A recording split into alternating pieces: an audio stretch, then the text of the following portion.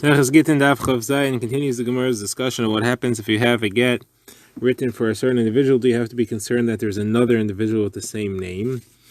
The Daf opens with a Mishnah discussing what happens if you lose the get and you find a get. Do you have to be concerned that it's not the same one? The Gemara will discuss under what circumstances are we afraid that this get belongs to somebody else and therefore it's not your get, it's not lashma for your wife. So let's begin. The Mishnah says if somebody's bringing a get, that's a shliach, he's bringing the get and he loses it. And if he finds it right away, it's kosher. You could assume it's the same one. If it took time, though, you have to be afraid that this is someone else's get and he can no longer use it because it wasn't written for the woman that he intends to bring it for. Now, if it was found in a kli, the Gemara brings two types of a kelim, chafisa or a deluskama. So it's found in a kli, then you could assume that it's the same one, unlikely that someone else had it in a kli. And if he recognizes the get, he has some sign on it that he could tell it it's the same one, then it is kosher as well. The Gemara begins by asking a contradiction. Here we're indicating that it's only kosher. You can only assume it's the same one if it's found right away. If there's a long gap in which it's lost, you have to assume you have to be afraid that it's a different one. Somewhere quotes a brisa that says otherwise. The brisa says if somebody finds Gittin Daf, divorce documents of women, or shechuri avadim, or freedom documents of avadim, or daitike, or those are contracts which state the gift that's being given over by a sick and dying individual, or contracts from healthy individuals, or receipts. Any of these things. There's two possible people who could claim it. There are two sides that are mentioned in each of these documents. You have the buyer, the seller, the lender, the borrower, the giver, the receiver, the husband, the wife. So the halach in all of these is you can't give it to either of them because you don't know whether it was used or it wasn't used. If it was used, okay, it should belong to the one who was supposed to be holding it, but it may have not been used and it may have still belonged to the one who wrote it. So therefore, you can't return it. Now, says the Gemara, the implication is clear, and the only reason you can't give it is because it may have not been used. What if everybody agrees it was used? What if the husband says, yes, I used the get, I gave it to my wife, you could give it to her, she's divorced. So then there's no argument, so then you would be allowed to give it to her. And why aren't you concerned that maybe this is not the same one? Maybe this is a different one, and she's really not divorced. So, obviously there's no concern, and we don't differentiate between whether it was lost for a long time or a short time. So it says, Rabbah, to answer the kasha, that there's two different situations. This is talking about where you have to differentiate between where there's a lot of passers-by, what the Gemara calls shiras mitzios, is frequent caravans. It is a busy, high-traffic area. Then it's possible it could have been dropped by someone else with the same name. Or if it's a low-traffic area, it's kind of deserted, then you don't have to have that concern. Now, the Gemara adds there's another factor here. And that's, you have to know that there exists another person with the same name. His name was Yosef, his father's name was Shimon, just like your name. So the Gemara says that Rabbah needs both things. He needs high traffic and established there's another individual around with the same name. If either of those two factors are not present, then you don't have to worry about it and you're allowed to assume that the get is the same even after a long time. Says the Gemara, I'll show you that Rabbah has to hold this way. The Gemara brings a story that happened where it says that the court of Rav Huna had a get that was found there. And it said it was written in the town of Shviri, which is on the river Rachis. And Rav Huna said, let's be afraid maybe there's two towns of Shviri that's on the river Rachis. How do I know if this is the right one? How do I know who this is?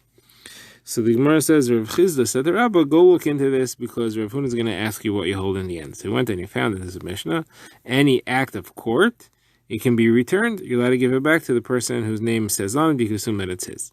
And based on that, he said that you can take this get and you can return it. You don't have to be afraid there's another town with the same name and that there's someone there. So now, the Gemara says, how do you explain this? Over here, he's saying that you could return it. Now, the Beis of Rav Huna is high traffic. There's a lot of people in and out. So according to the rule that he said in our Gemara that in any place which is high traffic, you can't return it, he should have posken that a get found in the Beis of Rav Huna you cannot return. Why did he say that you could return it? It must be because the situation is that there was no known other person with the same name. There's no two known Yosef ben Shimons, and that's why he said even though it's high traffic, you're allowed to return it. Now the Gemara continues and says the Rabbah had an actual incident that happened to him, and he poskened this way, where there was a get that was found in a cotton shop, and he allowed it to be returned. So the Gemara says, What was the reason that it was returnable? So we're not clear what a cotton shop means. Is that a cotton factory or a cotton store? If it's a cotton factory, it's a low traffic area. You don't have a lot of people walking around there, and that would be the reason he allowed it to be returned. And then the situation could even have been that there were two people known to have the same name. If, however, it's a cotton store, that should be considered a high traffic area, and the reason he allowed it to be returned must have been because there was no known two people with the same name, that is the name that was written on the get at the time. The Gemara now continues and has a very similar discussion with Rabbi Zera. The Gemara says Rabbi Zera asked a very similar contradiction between our Mishnah and the Brisa. The Mishnah, as we said, says that it's only usable, you can only use the get if it was found right away. There's a Brisa that says that if you find a woman's get in the street, if the Baal agrees, you can give it to the woman. If the Baal does not agree, you cannot give it not to the man and not to the woman. You can't give it to the woman because she might not be divorced and she'll claim she is if she has it. You can't give it to the man because he might use it to rip her off her ksuba. If he had already given it to her and she didn't collect the ksuba yet, he'll prove that he already paid the ksuba by the fact that he's holding the get. So it's clear over here that you're allowed to give it to the woman and she can use it as a bill of divorce and assume it's the same one, even if it was a long time. It doesn't say that it's only if it's a short time. So Reb Zera asked Akasha, and Reb Zera answered that the difference is, are we talking about a place where there's high traffic or not? You're allowed to give it to her and assume it's hers. And when there's low traffic, if it's high traffic, you cannot. Now, is he agreeing with Rabbah or not? That means, is he concerned only where you have both factors? You have high traffic and you have a known person with the same name in the city. So the Gemara makes two versions. One is he's saying exactly like Rabbah, you need to have both factors. And the other is that he's concerned even if you don't have the factor that Rabbah insists you have. The Gemara now focuses on the difference between Rabbah's brisa that he asked from and Rabbi Zera's brisa. So the Gemara says Rabbah asked from both. Rabbi Zera was only asking from the one where it says explicitly that you can give it back if the husband says so. So the Gemara says that according to Rabbah, I understand why he asked from both, because two kashas is better than one. But according to Rabbi Zera, why did he not want to ask from the kasha in Rabbah's brisa? So the Gemara says in Rabbah's brisa, he didn't feel it was a kasha because it doesn't say anything there about you can give it back even if it was found after a long time. In our brisa, it has to be referring to where it's found after a long time, because otherwise, what's the chiddush? It says explicitly that you can give it back if the husband agrees. Obviously, if you give it back, the husband agrees. What's the chiddush in that? I mean, in Rabbah's brisa, that was implied, so you can't ask what's the chiddush of an implication. But here, the brisa spells out, give it back if the husband agrees, for sure. Obviously, it means to say, even if it was a long time. So that chiddush, there you see clearly that it's saying it must be referring to even if it was a long time, then you have a kasha from that. But in Rabbah's brisa, I'll say it's not referring to when it was a long time. It was a long time, you can't. And there is a chiddush. A chiddush is the implication. Now, the Gemara now brings the third approach over here, and this is Rabbi Yirmiyah. So Rabbi Yirmiyah says that there's a whole different answer here. You don't have to use Rabbah's answer and Rabbi Zera's answer. And the answer is that you ask the witnesses, did you sign on more than one get of people with these names? And the witnesses say, this is the only witness, this is the only shtar that we signed on. Then, obviously, this is the only one. There is no other one, and you don't have to be concerned that there's another one. And that's a situation in which everybody would agree, the Mishnayos, the Brises would agree, you're allowed to reuse it. And our Mishnah that says only if it's a long time, our Mishnah says if it was lost for a long time, you can't reuse it, is referring to where you don't have that testimony from the Eidim. Gemara asks, though, then what's the chiddush of the brisa that says that you could use it? If the witnesses testify that this is the only get that they signed with these names, what's the chiddush? The Gemara says, there's a shtickle chiddush. You may have thought that you should be concerned perhaps there's another pair of Eidim with the same names who signed a different get for the same woman and for the same names of the man and the woman, and that's the get you found. So this much we learn from this, that you don't have to be concerned that happened, that you had other people with the same names who happen to sign it. Gemara brings another approach to answer the seer. This is Rav Ashi. Rav Ashi says there was a siman. The shliach had a sign on the get that he recognized. He said there's a hole next to such and such letter. And the Gemara points out the hole has to be next to a letter. You can't just say that there's a hole. Just saying there's a hole is a siman, but it's not a siman muvuk. It's not a very particular sign. Rav Ashi is saying you need to have a siman muvuk. So the Gemara says he didn't want to rely on regular simanim, even though we rely on it for returning lost objects, because he is not sure, we have a suffix, if simanim, something you could rely on deraisa or something in derabanan. So we could rely on it for monetary issues because the rabbanan could control who owns it. Worst comes to worst, they could uproot the owner and give it to the person that is being returned to.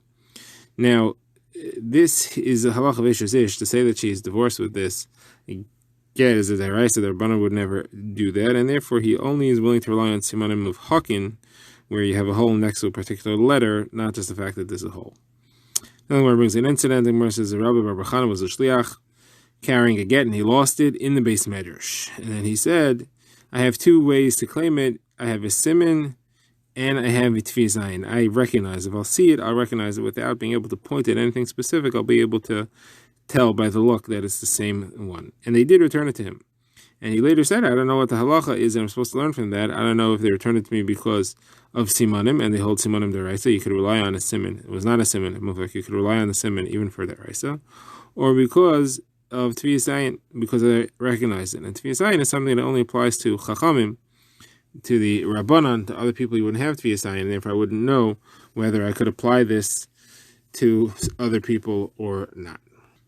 The Gemara now refers back to the Mishnah where we said there's a difference between a long time and a short time. The Gemara says, what is the definition of a long time and a short time? What do you call a short time that you're allowed to reuse again and not assume that it fell from someone else? So the Gemara quotes a number of opinions. The Gemara brings a brisa.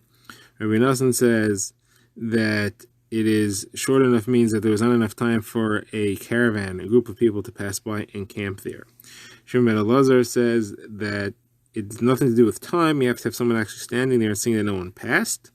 Others say, not that no one passed, but that no one stopped and rested there. Rabbi says it's a level of time, and the time is nothing to do with what might have happened in that time. There's just a time, and the amount of time he defines as the time it takes to write a get. Rabbi Yitzchak says the time it takes to read a get. Others say the time it takes to write it and to read it. Now, even if it was a long time, if he has simanim, you could rely on those, but that has to be siman of hakim, like you have a hole next to a certain letter. If it's something just the size or shape of the get itself, it was wide, or it was long, it was thin, that doesn't count because there are too many like that, so that's not a valid siman. If found it tied to his wallet or in his purse or with his ring or between his other possessions, even if it was there for a long time, you could rely on it. Now, halacha l'maisa, the Gemara quotes Rabbi Yehuda and Shmuel says the halacha is that you have to have someone standing there and see that no one rested there. Rabbi Bar Bachana says to see that no one passed there. So the Gemara says, why are they saying it in their own name? We should say it in the name of the opinions we saw before. The Gemara says there's some lack of clarity as to who said what, and therefore they wanted to specify the exact opinions, the exact halachas that they were holding, and not just the names of the individuals who said it. The Gemara now briefly asks, what is the Deluskima and the Chafisa? These are the two kalim that were mentioned in the Mishnah. What are they?